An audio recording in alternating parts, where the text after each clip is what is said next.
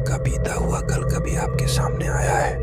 हर्षित जिसे बहुत कम नींद आती थी क्योंकि उसे इंसोम्निया थी। वह अपने ही ख्यालों में खोया रहता था, न ज्यादा किसी से बोलता था और न ही कुछ करता था। बाहर कुत्तों की अजीब आवाजें आ रही थी, मानो जैसे उन्होंने कुछ देख लिया हो। हर्षित का घर जंगल के बीच में था और वह ज्यादा बाहर भी नहीं जाता था। वह अपने बीते हुए पुराने लम्हों को याद करता रहता था। रात इतनी गहरी थी कि हर्षित को नींद ही नहीं आ रही थी। वह हमेशा सहमा सहमा रहता था। उसे नींद भी आती थी, फिर भी वह सोना नहीं चाहता था। समय ऐसा था कि वह अपने गुजरे हुए कल को याद ही नहीं करना चाहता था। राज ही इतना गहरा था कि वह हर्षित के दिमाग में बस चुका था। बाहर से बार बार कुत्तों की आवाज आ रही थी, मानो जैसे कुत्तों को कुछ आने का एहसास हो रहा हो। हर्षित चाहता ही नहीं था कि वह दोबारा लौटकर वापस आए। हर्षित बहुत दुविधा में था। वह सोचता था, काश उस दिन मैंने ऐसा न किया होता। उसे सपने में हमेशा एक जंगल दिखाई देता था जो बहुत ज्यादा डरावना था।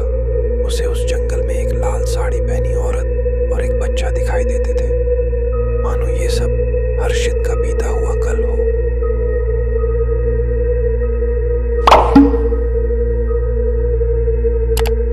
अचानक दरवाजा जोर जोर से खटखटाने लगता है, जैसे कोई जबरदस्ती अंदर आना चाहता हो।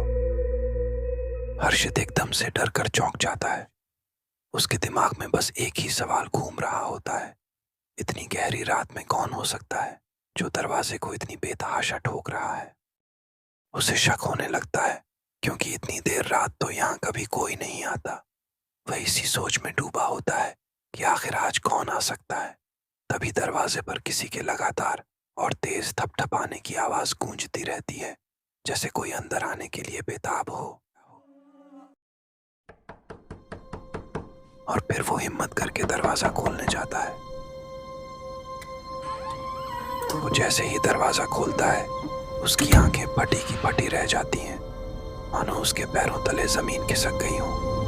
उसे देखकर ऐसा लग रहा था जैसे उसने सामने कुछ ऐसा देख लिया हो जिसकी उसने कभी कल्पना भी नहीं की थी।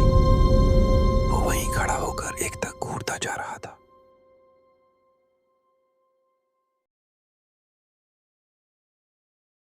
सामने एक औरत खड़ी थी, बिल्कुल हर्षित के सपने वाली। वही बाल, वही सड़ा हुआ चेहरा, लाल साड़ी, आंखें इतनी खतरनाक, और उसका चेहरा मानो किसी ने पकड़ कर जबरदस्ती हिला दिया हो, जैसे जिंदा होते हुए भी मरा हुआ। क्या वो औरत हर्षित के अतीत का हिस्सा थी जो उसे नुकसान पहुंचाने आई थी, या फिर वो उसे कुछ कहना चाहती थी? और फिर वो अचानक हर्षित की जान लेने लगी। उसे बहुत बेरहमी से मार रही थी।